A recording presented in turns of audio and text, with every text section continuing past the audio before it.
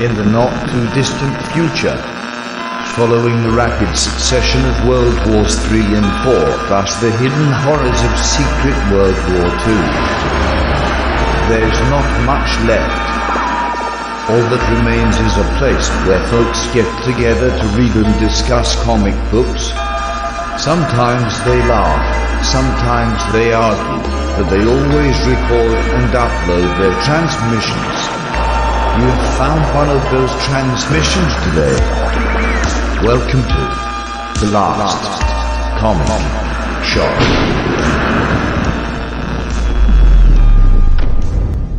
Hey, you get a bonus episode of The Last Comic Shop! I'm the host of most, Andy Larson, and welcome back to your bonus episode for the first one of 2021. Wow, that is really hard to say. That's a lot of 20s. Yeah, we don't talk about 2020 anymore. That's true. And, of course, I've got my regular co-host, as always, Chad Smith. So, Chad, what are we going to be talking about today? Is it about comic books on this bonus show, or is it about something else? Well, sort of. I went to the Wally Mart and I bought those packs because I'm a sucker for those little multi-packs they have up by the register. Yes. But, there's this WW84, which I thought was about one of those world wars, but it turns out it's about this Wonder Woman lady, and there's a movie that goes along with it. Yes. It's like a read-along adventure. You spend 20 minutes here, and then you spend another 4 hours trying to watch the movie. Now, do you get a record with the comic book? Remember back in the day when you used to get Those the record? are the best.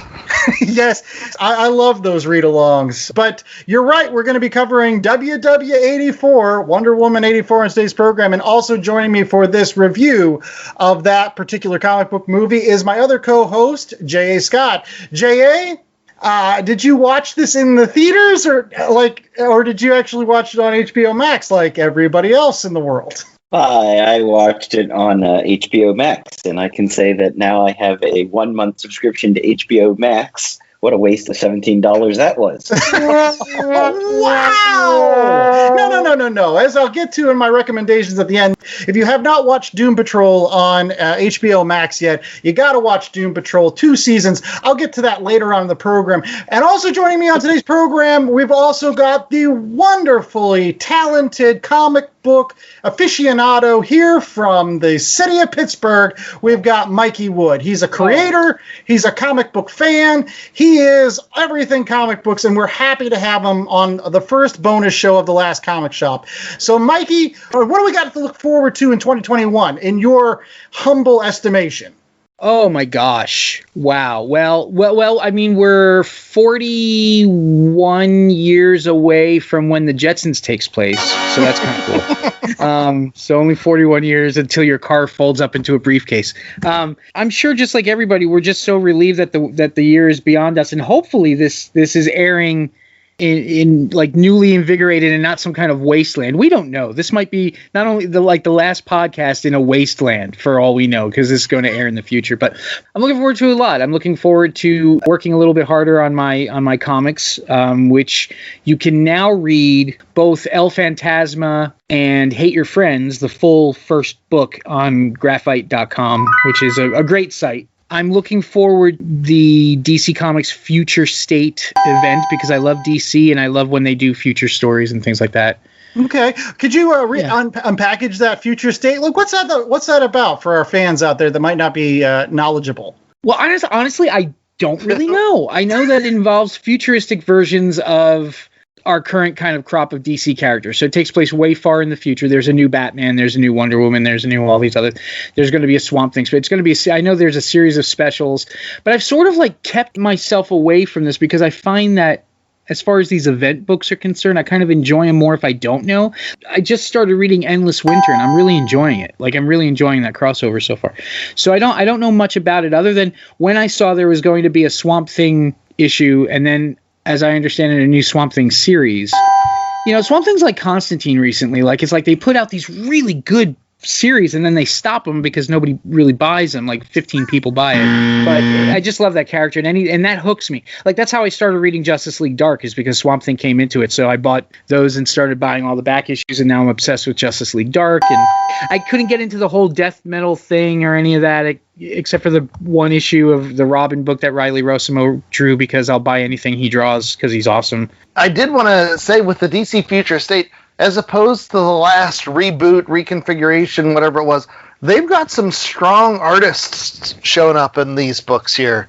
People like Dale Eaglesham, Joelle Jones. Like, it's not just the Jim Lee clones from the last time around, but the whole DC, like, being up in the air, like, it's very exciting to see. How's that going to happen? Are they going to do anthologies after that? Are they going to go back to normal? Are they going to go... What's the status quo going to be? Yeah. Well, one other thing that was up in the air all through 2020 was whether or not we were going to get any other comic book related movies. Like, we're finally reviewing one that was supposed to be released, I think in July of last year. And so now we're finally reviewing, Wonder Woman 84. J.A., real quickly, what is the list of comic book related movies that are scheduled to come out in 2021, hopefully that we'll get to watch this year? Yes, so coming out, and again, this is scheduled and this is subject to change, and this is all from the Google machine too, so the dates might be slightly off, but we've got Morbius coming out in March, Black Widow in May, Venom, Let There Be Carnage in June, Shang-Chi and the Legend of the Ten Rings in July, Suicide Squad in August, Eternals in November, Spider-Man 3 in December. Okay. And I think Google is telling me Zack Snyder's Justice League is coming out in 2021, but there's no real time to it. Also, Black Adam and Snake Eyes, G.I. Joe Origins. Okay. Sometime in 2021. Sometime. They don't have dates for those. But of those movies, J.A., which one are you looking forward to the most? Probably either Snyder's JLA or Shang-Chi. Okay. You mean the 4-hour HBO Max epic redux? Yes. Snyder, I'll have to get another 1-month subscription. Give me 6 hours. I don't care. Yeah, I love it. Wow. So much of Justice League was shot on a green screen. They can pretty much just change everything. Yeah, that was good. Anyways, we'll be right back with more of The Last Comic Shop right after these messages. We're going to finally get into Wonder Woman 84, as well as talking about comic book recommendations. So stay tuned for more of our show right after these messages.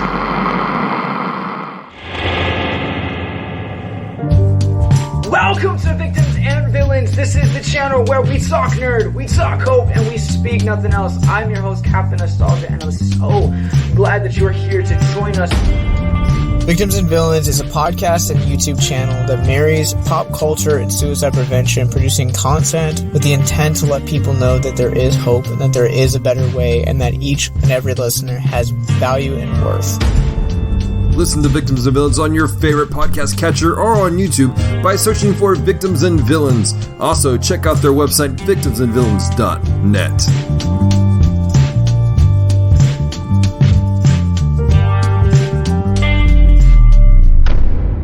All right, we're back with more of The Last Comic Shop. And on today's program, we're going to be reviewing not a comic book, but a comic book related movie. That's what you get on bonus shows. You get other comic related material, whether it's TV shows, whether it's movies, whether it's, I don't know. I don't think we're ever going to do a comic related video game, but you never know. It's a big, big universe, and we might be bored that week and just say, hey, we're going to put out a bonus episode because we like to listen to ourselves talk. And I'm sure there's other people out there that want to hear our views on a movie that, again, was supposed to be released back in July and finally came out on HBO Max on December 25th. And theaters. It was released in theaters as well. That's true. The places that actually have those and are not like boarded up or have the big gates down or like laser beam walls that you can.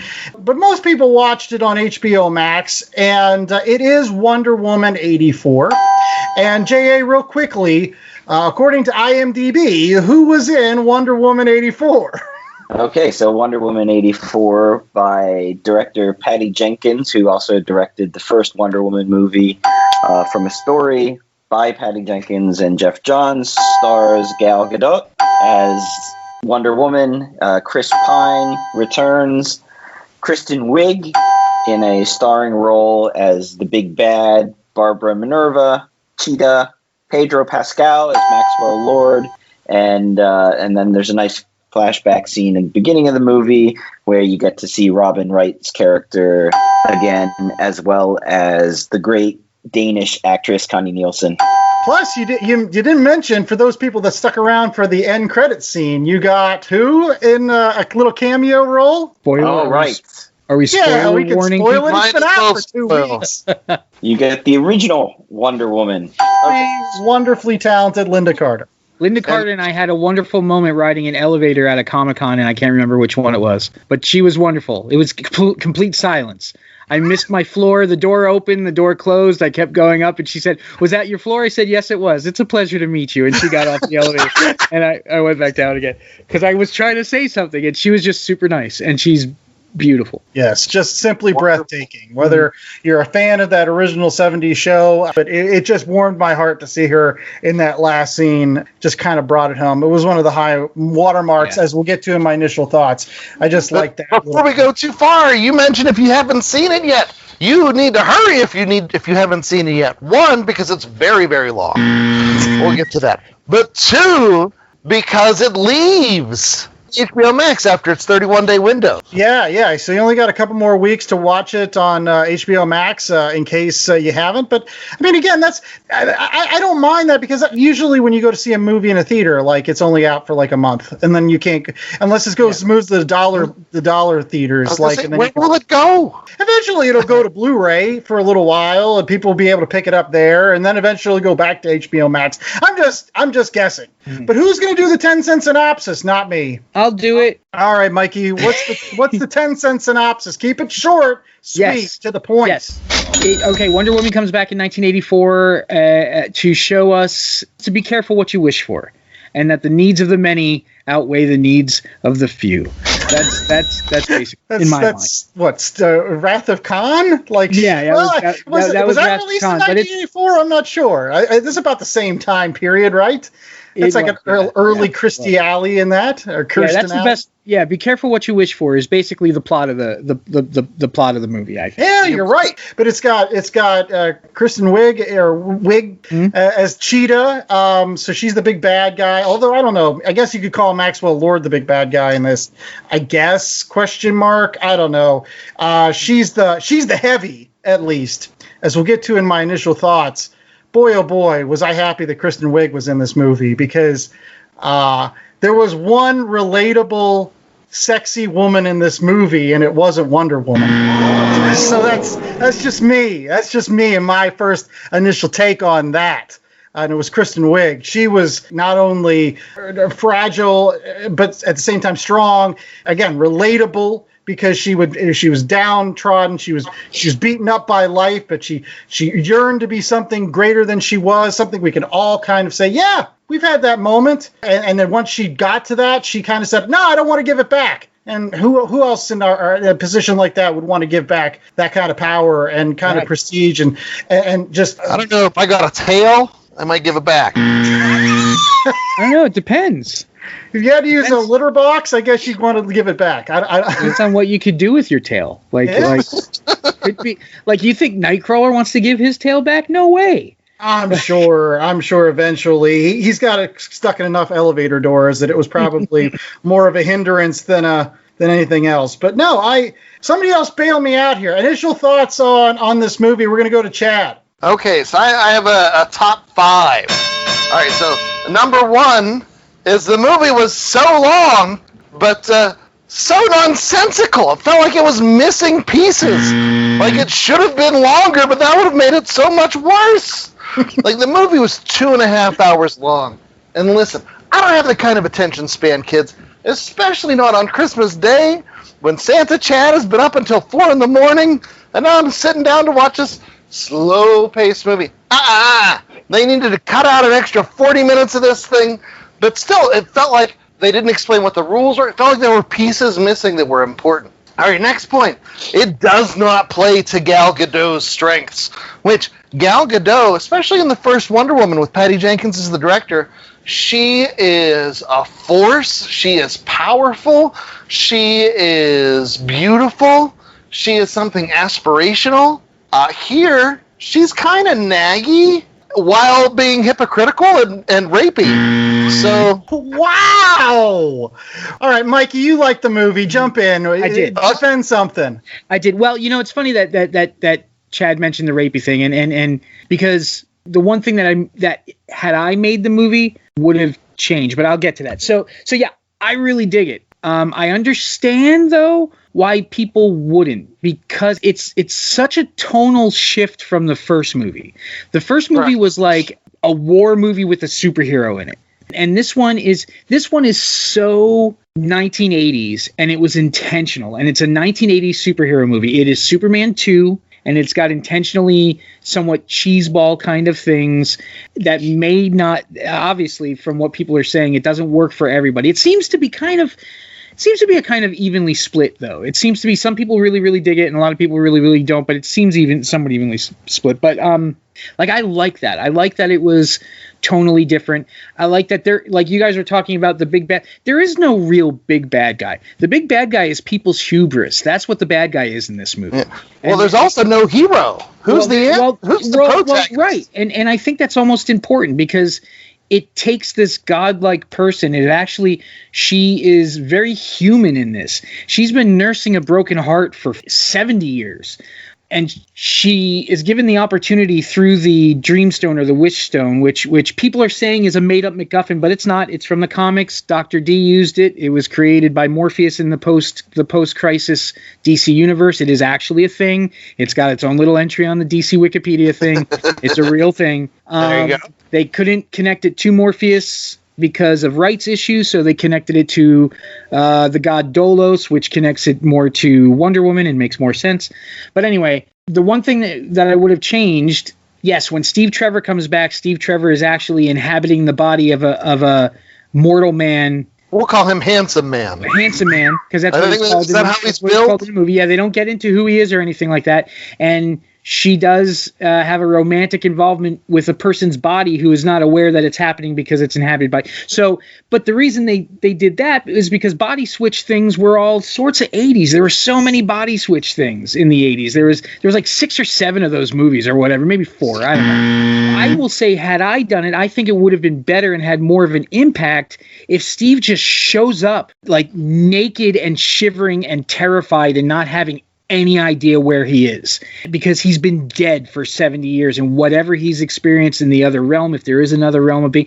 But they went for comedy, and they went for like the scenes where he's trying to draw, wear the 80s, terribly wonderfully 80s clothing, mirrors her trying to dress up in the 1910s. It's the same exact scene. Okay, that was fun. So I only got to 2 of my top 5. Can I jump back in? So point 1 was way too long. Point 2 does not play to Gal Gadot's strengths. They gave Cheetah the sympathetic character, and all Gal Gadot does is like hang around and complain about the truth and how you need to do, the truth is the best thing and all that stuff. Like, that's fine, but it wasn't her showing strength or power or any of that stuff.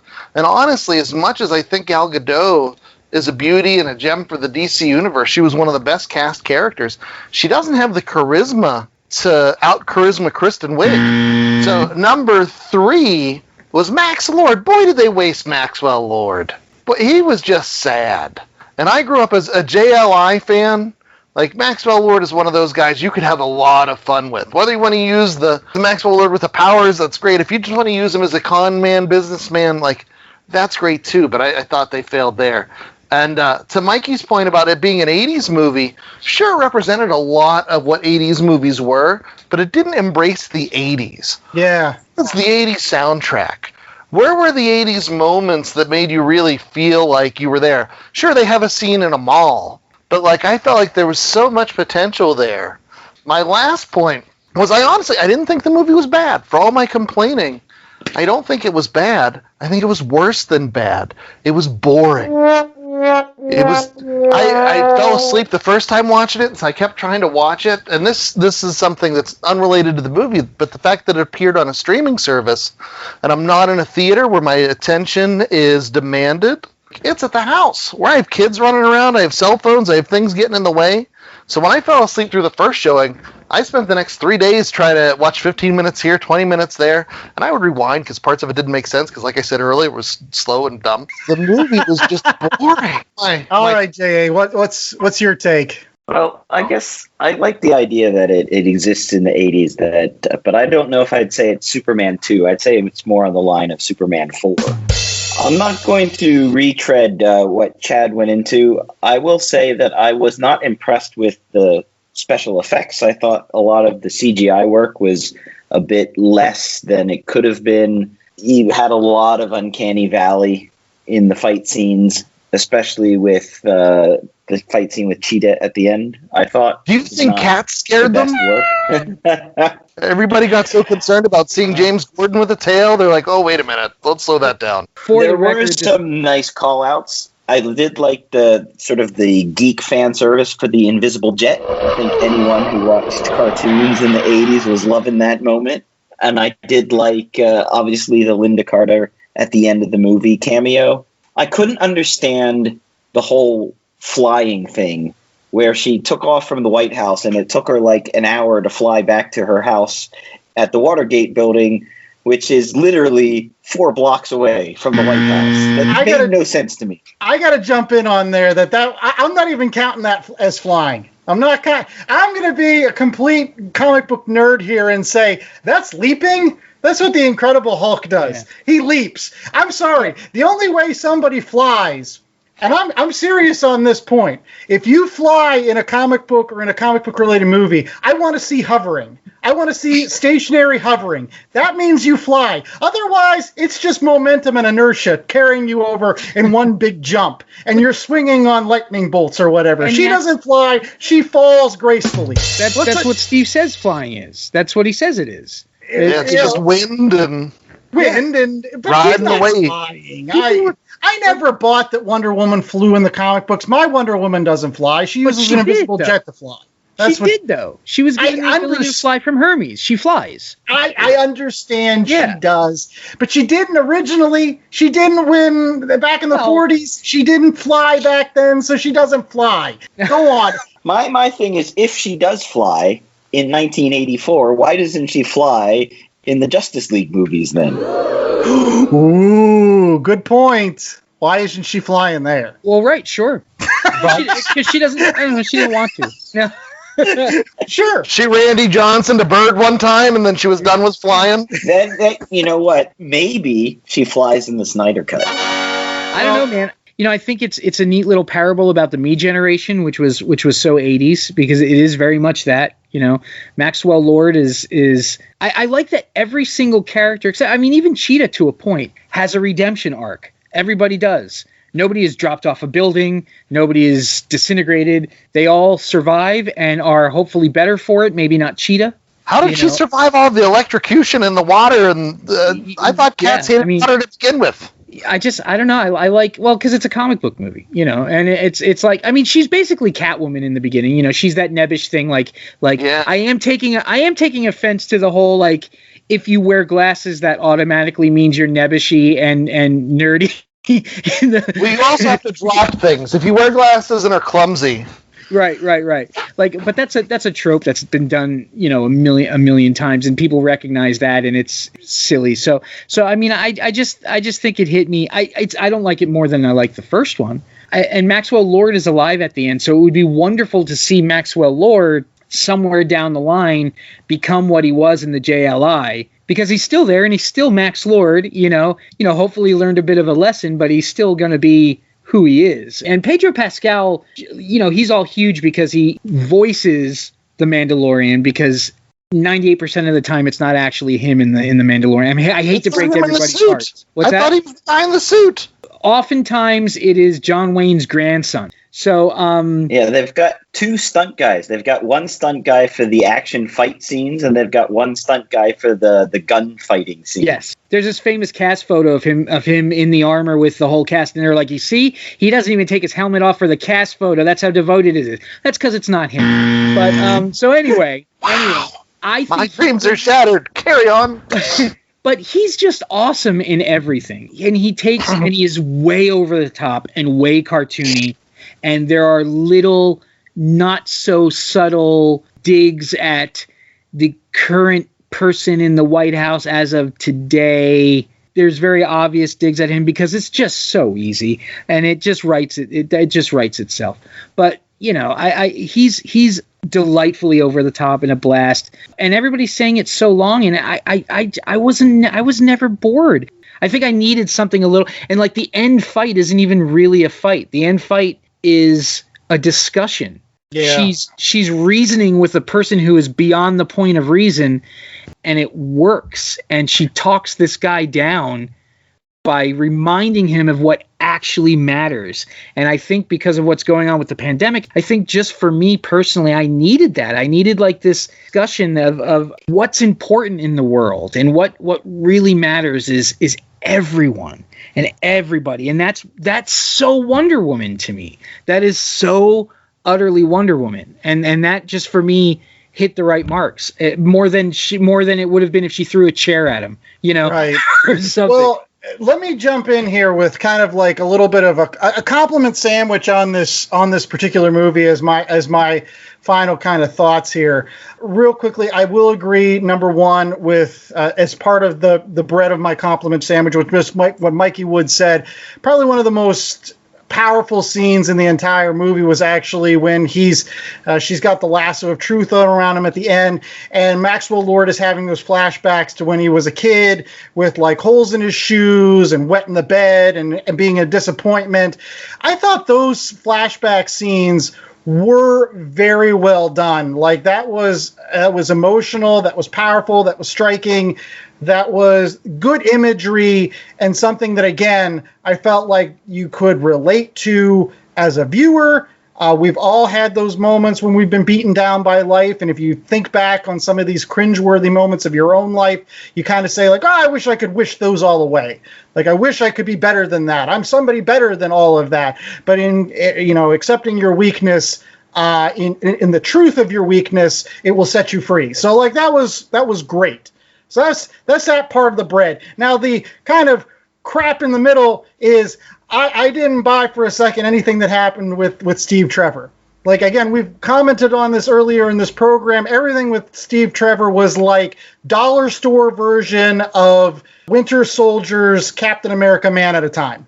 Like, that's what it was. It was like, I've seen this and I've seen it better. Chris Pine is no Chris Evans, and I'll take Winter Soldier, him coming up with his list of things to do around the world any day over like, gosh, I've eaten like 3 Pop-Tarts, which we didn't even get to see. That would have been nice. Why don't you get the classic 80s Pop-Tart box? You know what? Stranger Things did it better. If you're going to go for that whole 80s vibe, where's my 80s music? Where's my 80s stuff? Where's my 80s montage? Yeah. Give me a montage. Where's that at? They played 80s music in that. You can't defend that. They played Frankie Goes to Hollywood when they go into the party. Everyone looked like it was nowadays pretending they were in the 1980s instead of it was actually the 1980s. So like I didn't buy it for a second, and I was really glad the moment that Chris Pine, even though he was a good actor, I'm glad he left, because I was just like, I don't really care about this story. I don't. Like, I've seen this before, and it was done better. On the other side of that compliment sandwich, I really liked the beginning. I liked the first 15 minutes. The scene where she is a young, Diana, and she's trying to beat folks that are like, decades older than her. It was fun, but it could have been cut to 5 minutes. Oh, carry on. But it was great. It was a wonderful scene. And although, like, at the end, you only really mattered because she cheated in order to win, like, I didn't care. Like, I was like, that's great. It had my attention. And to your point, Chad, I've seen boring movies. Aquaman was like 5 times more boring than this movie was. This one was okay. Aquaman had, like, meaningless fights with crab people. You were like, why do we have to see this? Why do we have to see Aquaman running around in the desert? Like, why do we have to see that? Like, it's a movie about water. Why are we in the desert? So don't get me that. There are DC movies that are much more boring. But anyways. Because, wait. They show him in the desert because he's a water-based. Oh, my God, Andrew. That's the whole You're not reason going we to put it in defend the that desert. one. is No, because- that's going to be for a different show. Anyways, does anybody else have final thoughts on this before we get to the commercial break and our final grades? Go on. Yes. I want to say that what you said is completely wrong. All right, go on. You need the Chris Pine story because he's the only one who brings any real gravitas and emotion to that side of the movie. Without him, Gal Godot, she can't carry those scenes by herself. I just don't think she has the acting range, unfortunately. And it gets really exposed in this movie, especially when she's up against Kristen Wiig as opposed to being up against some, nameless bad guy types that she was in the first movie. I like the opening scene because we get the great Connie Nielsen. I think that it's completely a retread and they're just putting it in because it worked in the first movie. And you cut that opening scene out of the film and it doesn't change the film one iota. So, okay, you get this sort of, the truth. She learns about why the truth is so important. Okay, I'll give you that. But I do think it runs a little bit long. Oh. Like, that opening scene tells you the entire plot of the movie. Are you trying to help your point or hurt it? You can't cheat your way into getting the things that you want because it won't work. Even though she thought it was quicker and she thought it was faster and she thought that she would win easier, she lost everything. Believe me, I know Patty Jenkins does not want to take shortcuts. That's why we ended up with a 2.5 hour long movie. I loved it, man. I could have done with another half hour. I thought they should have built on Maxwell Lord's kid a little more. Showed maybe who mom was in that circumstances. I think they needed to boost that a little bit. There's just little touches that I like. Boost that because it was too much of the bad dad trope. He's a bad guy because he's a bad dad. Right. Show otherwise. But what's neat is that the whole idea of those flashbacks and everything, and really everybody, is that you find out that most people, what they wish for is something that they lost for some reason. You either lost love because it was taken away from you because he sacrificed himself in a war, or you lost your childhood because you were beaten and abused and had to fight for everything you ever had, or you lose respect because you're clumsy and sort of you feel like you don't. Like Barbara Minerva felt invisible and felt like she didn't even exist. All the things that she does as Cheetah, she could have done as Barbara Minerva. She didn't need a magic stone to do that for her. She just needed to grow a tail. No, she just needed to have more confidence in herself, and it's almost like with the Superman. Since the Superman reference, it's almost like Clark Kent. In the Superman movies, the only difference between Clark Kent and Superman was a pair of glasses and better posture, and that's the way it is for everybody. I don't know. It just hit me in an emotional level that doesn't seem to be. But I also read into things and create my own, so I could be full of it.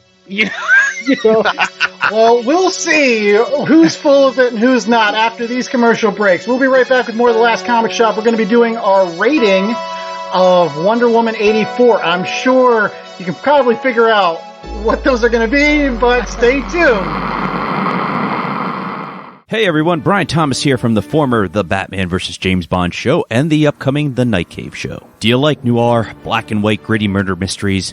Do you like crime stories or even pulp comics? Then you're gonna love Nick Palahniuk's debut graphic novel entitled The Greenway. It's 1968, and Butch Schultz, a black market merchant, finds that his friend has been murdered in a mansion in St. Paul. Now he is out looking for who did it, while the city's best detectives are on the case. Nick's graphic novel is already getting rave reviews, let me tell you. Zero Supervision Comics podcast says, a dark, intriguing story that makes you want to know more. The Glenn Thinks Stuff podcast says, it's explosive, captivating, and alluring. And actor Kyle Hester from The Chair, Zombie with a Shotgun, and Preacher 6 says, can't wait for this book. You got to get on this. Order your copy today at Indie Planet, A New World of Comics. That's www.indieplanet.com. Hard copies and digital copies are available, and now digital copies are only $5. That's where I said it, just $5. So make sure you order yours today. Well, all right, we're back with more of The Last Comic Shop. Oh, no one's going to do the woo? Oh, we don't do the woo anymore. Hey! That's got to be the new thing. Any case, we're back with our rating, grade, whatever you want to call it, for Wonder Woman 84 or WW 84. I got these scars in WW 84. The last one. It was between kangaroos and koala bears. Now, guess which side I was on. The kangaroos. They were vicious. I don't know. What is our rating scale for this particular program, JA? What are we rating this 1 out of 4 on? Okay, we're going to go with one of the highlights of the movie for me. 1 out of 4 invisible jets. Nice. So it's 1 out of 4, 4 being the best, 1 being the worst. JA, we're going to go to you first. But JA, what are you rating Wonder Woman 84? I'm going to give it a 2.5 invisible jets. So that's like 2 invisible jets and 1 jet that's still visible. Not an invisible biplane? It's halfway there. Can you see the front or the back? It's like you go to the Smithsonian, you see the one that's made out of paper. That's the one. That's it. It's like Leonardo da Vinci hang glider. Go on. So I thought it was competently done. I thought the story meandered a bit. It was a little long. I wasn't a fan of the CGI. But then again, I think DC, they just don't have the level of perfection when it comes to the action stuff that Marvel does. Marvel's CGI is always spot on, or for the most part. Even like with you think of the Justice League movie, the CGI in Justice League was not the greatest. So I thought that took it, 1 or 2 steps back. But, was it worth the $17 I paid for the HBO Max subscription? I don't know. We'll get into recommendations and things that you can extend your HBO Max with at the end of this episode. So if people were like me and felt that they wasted $17, they can get their month subscription, get some other stuff out of that. All right. We're going to go to Mikey Wood next. Mikey, what was your rating for this particular movie? Well, for the record, the CGI in Black Panther was worse than the CGI in Wonder Woman 84. Oh yes. Oh, yeah. Yes. Yeah, I would. Anywho, I think I think I'll give it a 3. Yeah, I wouldn't give it a 4 because, that's there's plenty of things but I think I would give it a nice healthy 3. I quite enjoyed it. I probably won't return to it as much as I would the original one, but like my kid can watch it and she loves it because it's Wonder Woman. So that's what I'll say. It was quite enjoyable. All right. Chad, you're up. All right. I'm going to go 1.5. I think there was just so much wasted potential here. Whether it was not enough Wonder Woman, which I love Gal Gadot's Wonder Woman. I didn't get a lot of Gal Gadot's Wonder Woman in here. Instead, I got a bunch of other stuff. I really think that Patty Jenkins could have benefited from somebody to help her go over the plot and tighten it up a little bit. Somebody to go over the movie to edit it down to a more manageable session. And also to make it so that we knew what the rules were. We haven't really talked about how the rules for the stone kept changing. Like, how does Cheetah get 2, or Cheetah, whatever, gets 2 wishes? Everybody else just got 1. Well, Wonder Woman, make her wish. I drew a line 3 times to go back and look for the breezy part. But there were so many little things like that where it's like, wait a minute, this is an incoherent mess. And it disappointed me because of all the DC movies, I really enjoyed the first Wonder Woman. I thought that was the best casting. I thought it was a really well-paced movie. I wasn't a big fan of the CGI thing at the end, but like this one, I just thought, it was wasted potential. It's for me. All right. Well, real quickly, Chad, do you think that it was kind of an incoherent mess because it took so long for them to make? Wasn't this like it was supposed to come out not just last year, but I think it was supposed to come out even like a year before that? And then did they have to do like reshoots or like it took a long time? They had to extend it. You can clearly tell that there was some rejiggering here with the storyline because there's so many consequential pieces that just aren't there. And so, I don't know. It just didn't do anything enough for me. Not enough Wonder Woman, not enough 80s, not enough Max Lord. Not enough anything but too much time. Yes! And somehow it managed to be so long! Well, I'm going to have to give it 2 invisible jets. Now, I will say, though, that if this had been released in 1998, I probably would have given it 3. And that's, I think, my biggest final thought on this particular movie is I really feel like this reminded me of comic book movies before they knew how to make comic book movies. Remember those movies that you went and you saw and they were based on a comic book, and you saw them in the late 90s, early 2000s? Remember those movies, folks? They were kind of like, yeah, look at this. We got an invisible jet. They don't have anything to do with continuity. Yeah, they're kind of tongue-in-cheek. We don't know if they're funny or they're action-packed or whatever, but you're going to have a good time with it. It's going to be a popcorn muncher. But I feel like as somebody that likes comic book movies, like, we've moved beyond this. That this is somehow, fittingly, kind of a relic of a bygone age. Like, we've moved on from things like Wonder Woman 84. Sure, it's fun. Sure, it doesn't really matter much. And I think that's the thing. It really doesn't. I mean, there's no real long-term stakes in this movie. Everything kind of, like, the whole world goes to hell. Like, there's nuclear bombs almost attack, and, like, nobody seems to care. At the end, everybody's still walking around having their Christmas at the end. They're like, yippee, it's all okay. Let's all put on our members-only jackets and, like, I don't know, do something. Handsome man not only gets raped, but dragged to an Egyptian firefight with those stereotype guys. Like when the Avengers just stop and eat shawarma after the entire city's destroyed. But that's okay. No. They ate that's shawarma. Okay, because it's got a Marvel logo on it. I get it. Here we go. Here we go. There's thousands of dead people everywhere. Let's pause and have a sandwich. Hey, they were hungry. That's a lot of calories they had to burn saving the world. I love that shot. I love it. But that's just what I think. I mean, ultimately, I like the movie. Like, again, I've seen worse. I've seen Aquaman. I didn't like Aquaman a lick. I didn't like that movie at all. I actually didn't mind this movie. I sat down, I watched it, I was entertained. Could there have been bits that could have been cleaned up? Yeah, whatever. But again, that's like part of like those older movies from the 90s. Like, I still watch them. Like, sometimes I'll go back and I'll watch Batman Forever, and I'll be like, yeah, this reminds me of Batman Forever. Yeah, okay.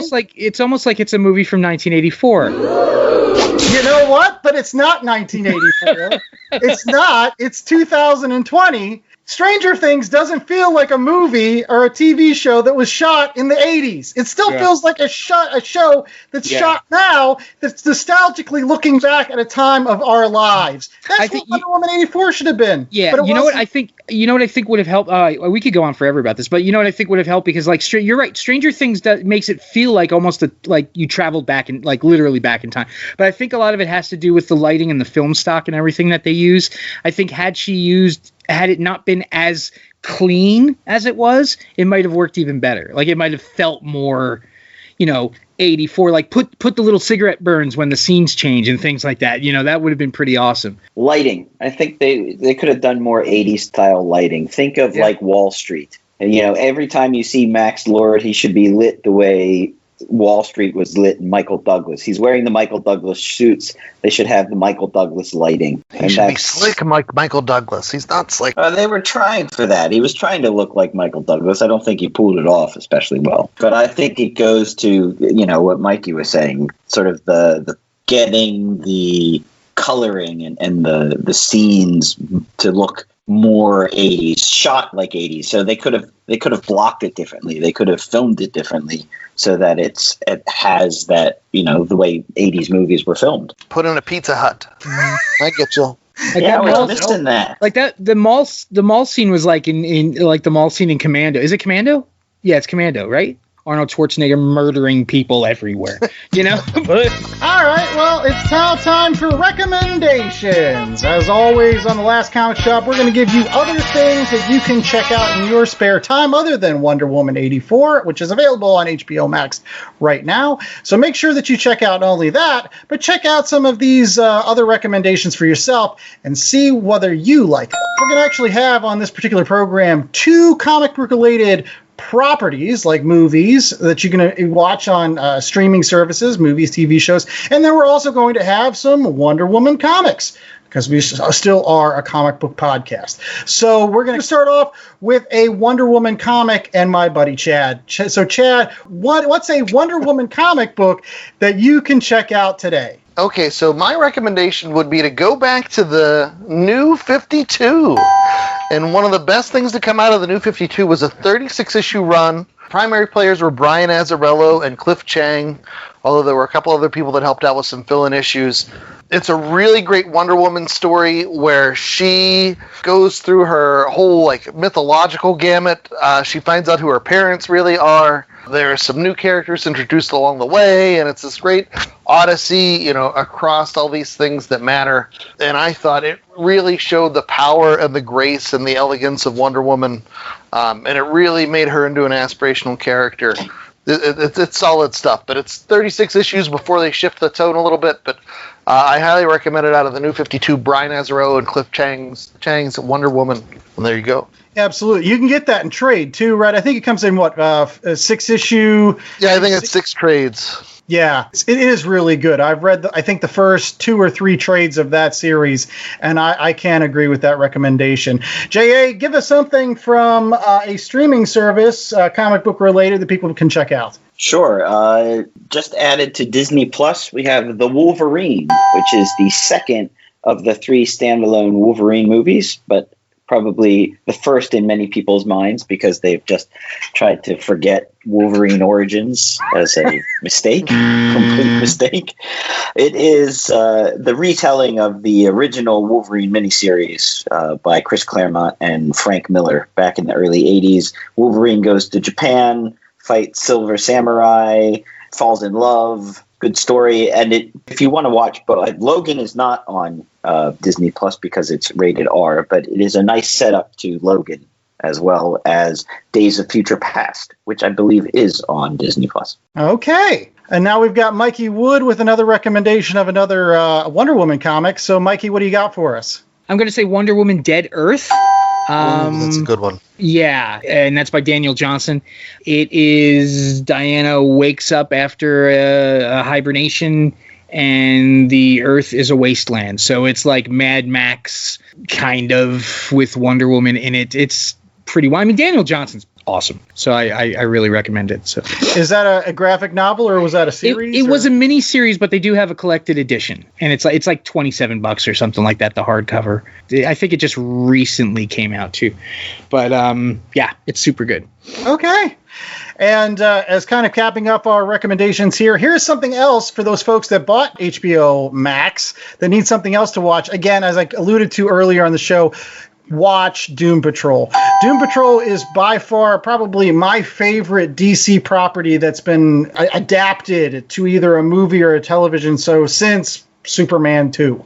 I'm serious when I say that Doom Patrol is an excellent show. Not for the kiddies. Not for the kiddies at all. Make sure that you are watching this if you're over 18 and plus, because it is mature content for sure. There's a lot of swearing, a lot, some sexual scenes and stuff like that. But it is a really, really tremendous take on a group of misfits. Not only you got Timothy Dalton playing the chief, who's very, very Machiavellian, yet also relatable at the same time. It's a very strange line that he walks in this particular series, where you at first you feel he's a real big jerk, but you're also like, yeah, I also feel for the guy. Yeah, he's a big jerk. No, I feel for the guy. And it's back and forth. You've got Brendan Fraser as Robot Man, who's just the heart and soul of any Doom Patrol series, and does a really good job here, even though he's really, really like a foul-mouthed version of the Thing from the Fantastic Four, if you ever like that. But yeah, from top to bottom, the casting is great. The episodes are great. It's got 2 seasons out there. The second season deals with the Chief's daughter, Dorothy, and their fights with the Candleman. The first season deals with Mr. Nobody, who's played by the wonderful Alan Tudyk. So check out Doom Patrol. Plus, check out Watchmen. Watchmen wasn't bad, too, and you can watch that on Disney or HBO Max as well. And Harley Quinn's on HBO Max. That's another DC property. That's an animated cartoon. If you like Archer and those adult-style cartoons, Harley Quinn's just balls to the wall, crazy pants, and it's tons of fun. Yeah. Doom Patrol is like Grant Morrison's Doom Patrol, but with like a little less drug use, like a little less. Right. And they do kind of, if you're a big fan of the Young Animals line that's right now, they do try to incorporate some of those aspects, the Gerard Way stuff that, is in the newer Doom Patrol series. So if you end up ultimately becoming a big fan of this particular series, then it's like a gateway into some of the great Doom Patrol comics that are out there, because they're playing with a lot of the characters from those books. In any case, that's all the time we had for the Last Comic Shop this week. Make sure that you rate, review, and subscribe to our podcast on any of those podcatching platforms available, as well as follow us on Instagram and Twitter. And remember, while we may be the last comic shop, we are not the last comic shop. There are plenty of comic shops out there. Make sure to check www.comicshoplocator. Find a shop near you. Do what you can to support these wonderful businesses that keep the industry that we love churning along. Absolutely. And Mikey, really quickly, do you want to plug some of your fantastic work out there, being our comic book creator? El Phantasma versus the Spider Women and Hate Your Friends, the graphic novel I did back in 2004, I think. Those are both available to read for free on graphite.com as well as plenty of other things. It's a really great site. Like, you could read things forever. Free and legal. And, I'm just 2021, I'm going to try to work a little harder to get more content out there. You'd think with being stuck in my house it would be easier. It's really not. But yeah, thank you guys for having me on here to be the voice of dissension. I love it. I love having you on, Mikey. And Phantasma is great. I can't wait till we get some more of that. Thank you. I appreciate it. He fights. He goes to hell in the second volume. So, and I'm about halfway through with it. So we'll be seeing that hopefully by February-ish. March-ish. Coming soon. Soon. Yeah. All right. Well, until next week, folks. Stay safe. Stay sheltered. And make sure that you always are that really calming voice of dissent among your friends. The next time everybody else wants to say, hey, this Wonder Woman movie wasn't that great, make sure that you step up and say, yeah, it's okay. It's all right. It's fantastic. Imagine there's no heaven. Oh. It's easy if you try. You sound like Shatner. Yes, that's the Gal Godot deep cut. Thank you. Yeah, she's the second worst thing she's been in this year.